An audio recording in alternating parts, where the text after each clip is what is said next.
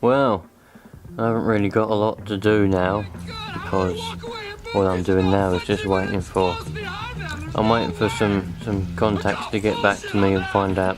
Because the trouble that I've got is, the guy that owns this bike, he thinks it's a 2004, but it ain't a 2004, man. It's a big mismatch. There's no numbers up on the frame there, there's nothing there.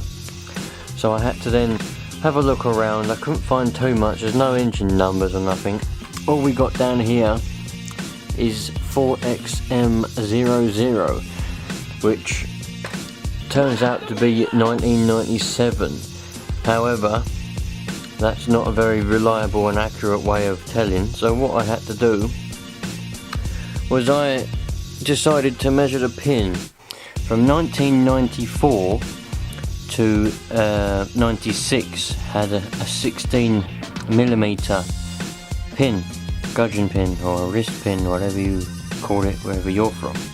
Now, from 97 till 2001, had a 15mm pin. So, you know, even though that this engine has been bored out to a 144, so it's not a 125 anymore, I measured this piston, and it actually, because what you do is you measure the top, you get, well, some people would do it different ways. The way I do it, and it usually comes out right, I'm not a maths expert, you get 0.785, I think. Then you get the measure the top, and square it, and then you measure the stroke, which is from there to there. That's the bore, that's the stroke, and you measure that, and then you times it all together and times it by 1, because you've only got one piston, and it comes out, and that come out as 141. So it's a 141cc. So really, it's a 144. You know, they call that a 144. It's 144cc now. But anyway, I thought to myself, well, maybe when they done that, they might have changed the conrod and changed the pin, because they put themselves a nice needle bearing in there, small end bearing. That's a new one. It's supposed to have been quite a recent rebuild as well. They obviously just done the top end and didn't bother with the bottom end, which is why the bottom end's had it now.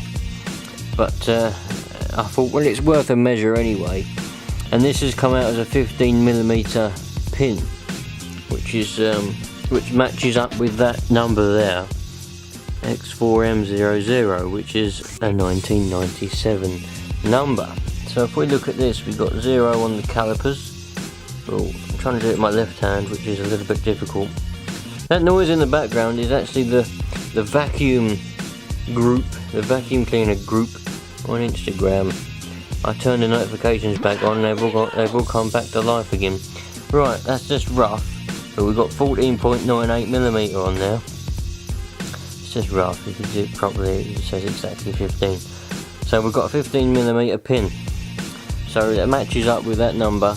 So I'm fairly certain that this engine is a 1997 engine. So we've got a 96 swing arm on it. It's just parts all over the place, you know, bits and bobs and parts, and I don't think anybody knows exactly. Well, I think it's just a mix match of parts from different bikes, to tell you the truth. Whoever decided to paint it pink. Look, bloody hell, they don't bloody stop talking now. Luckily this piston, oh shut up. Luckily this piston's, it's not too bad, is it? It's alright, that piston is. So we got a box of bits and bobs. That's Harlequin, that is. It turns out, it materialises that this bike was indeed a girl's bike. It was a girl's one. Woman or a girl, depending on where you put the age bracket. I'm going to say girl, and that's why it's pink and got Harlequin all over it. I do wish that wildlife would learn to be not stupid, because I could hear this noise, and I looked around, and I'm thinking, what the hell is this noise?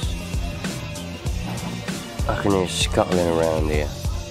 A bit of scuttling I heard. So I thought to myself, what's going on? And then, when I moved a load of stuff, I found a frog. What on earth is a frog doing in here? Eh? That's a funny looking old frog and all. Bloody hell, man. I wish wildlife would learn to be not stupid and not come in where the dry is. Because now he's probably deteriorated, see? If he was smart, he would stay outside, where it's wet and it's raining. He's very dry. Very dry indeed. Took me a while to catch him. He's very distressed, I think, but he's there now. He's very dry though. So this engine was supposed to have had a recent, well, a very recent apparently, rebuild. And so you can see there is some green gasket around there somewhere, you know, you can see this. It has had a rebuild of some sort at some point. You can clearly see that someone has made up their own power valve arm thing, I'd call it anyway. Probably called something else, but they've done little welds on there to make it hickory dickory. Let's see if we can have a closer look inside here then, shall we? Now something that I noticed that wasn't me, it was already like it, so something has happened somewhere. Don't know whether you can see in there, but there is a bit of coolant in the bottom of the old crank there. We've obviously had another failure, I'll have to investigate. Plastic stuffer things have well and truly melted. We've got, you can see, there you go, you can see now they're all gone, they're all melted. And flick the rod over, a bit of rod flicking. That's all melted down in there and all. So yeah, that always happens when these go. You melt those. Right, let's have a look. We've got 2 boxes to get through.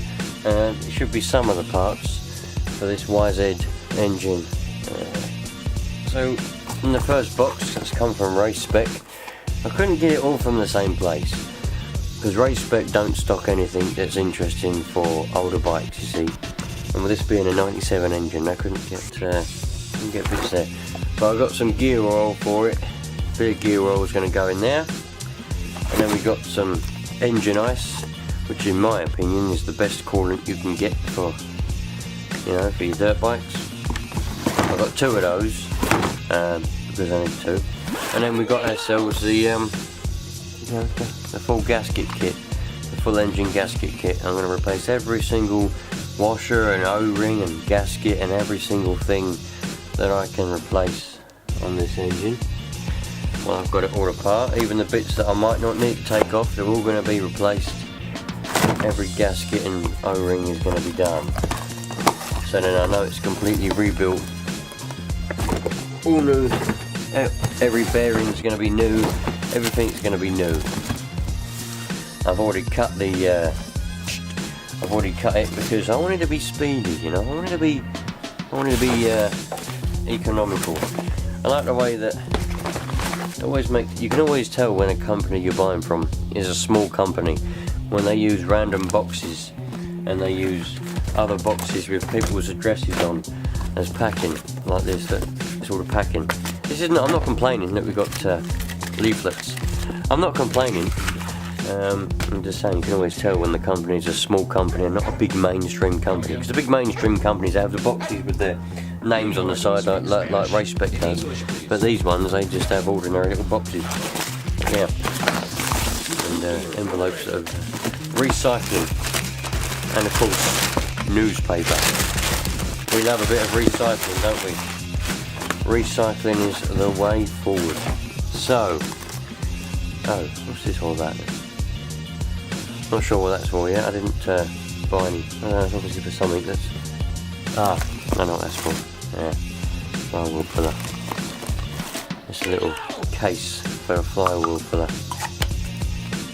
I had to get a specialised one because the flywheel puller that I have doesn't fit Japanese engines, believe it or not, and it won't fit. It doesn't fit this YZ engine. so I had to get one. I had to get a specialised, well not a specialised one, but I had to get another one that fit. We got the blue gasket sealer. Seal up the engine again, put it all around the gaskets, make it all happy and dandy. So we got some of that. We'll leave the most exciting bit in this box until afterwards. Now I had to get another clutch holding tool, because the one that I say the one I have, the one I had, I think it was the mole grip kind, you know, like a pair of mole grips. And I'm not a big fan of those anyway, but also I can't find them. I can't find them anywhere. I would have just used them if I had them, but I couldn't find them anywhere, and really this is essential. You try and get your you know, your engine apart without these bits and bobs. You just risk damaging a lot of stuff, so I just had to bite the bullet and buy another clutch holding tool. I can guarantee now though, now that I've bought this one, I'll probably find the other one. I had two of them. I had two of the mole grip kind of ones. But they'll probably spring up now. But obviously didn't order anything else from these people. So in here should be our crank. Yamaha 98-2000 YZ125 new crank. That's what we want. Now, I know it's a 98, but according to my calculations, and I checked with them, and it will fit a 97 engine. So we should all be hunky-dory and perfect with this, I hope. They've, oh, there we go. Oh, get in here. There we go. We can get in here. So, yep. There we go. Oh, slippery, full of oil. Covered in oil. Keep it nice. There we go. Ah, that's handy. I wasn't expecting that. We got a new small end bearing as well.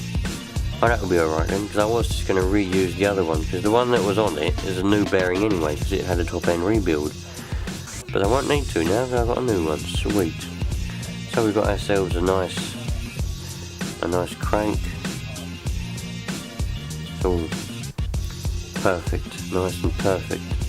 So we're about to get this in now. The only problem that I have got is, which I'll tell you in a minute. There is one more problem, but I'll tell you that in a minute. Well, here we go. Got the old clutch and that out. Looks like we've got a little bit of wear up there. Can you see that? Let's see if I can get a screwdriver, another point. Got a little bit of wear going on here. Something's been rubbing on that. I can't see what's been rubbing on it, really.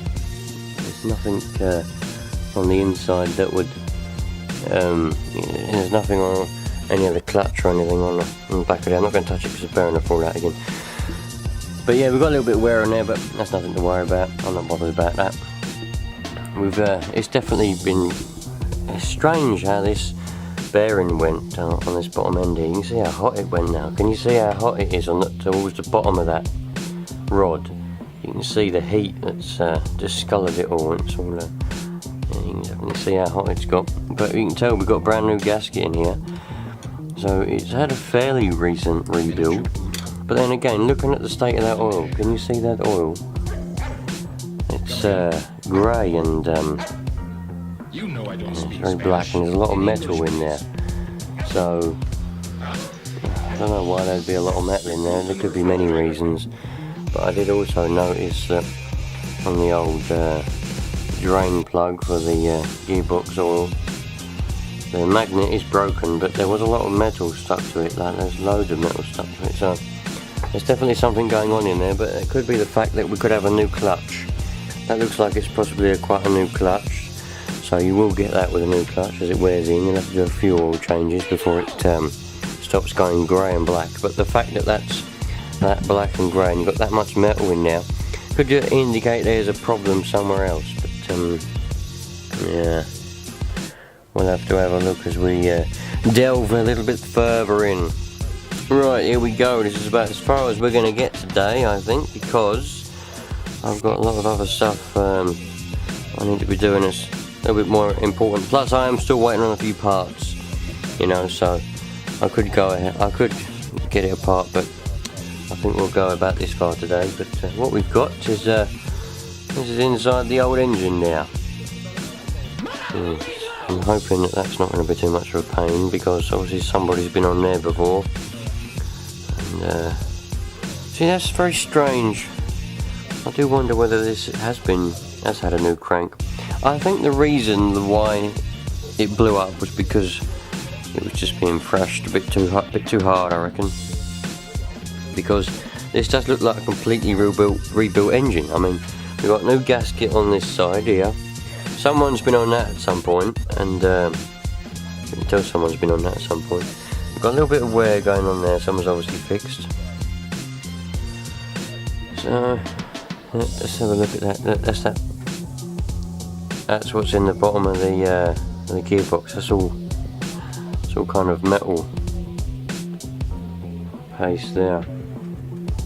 I know you will get some in there. I know you'll get some. There'll be people out there going, "Oh, you go expect that."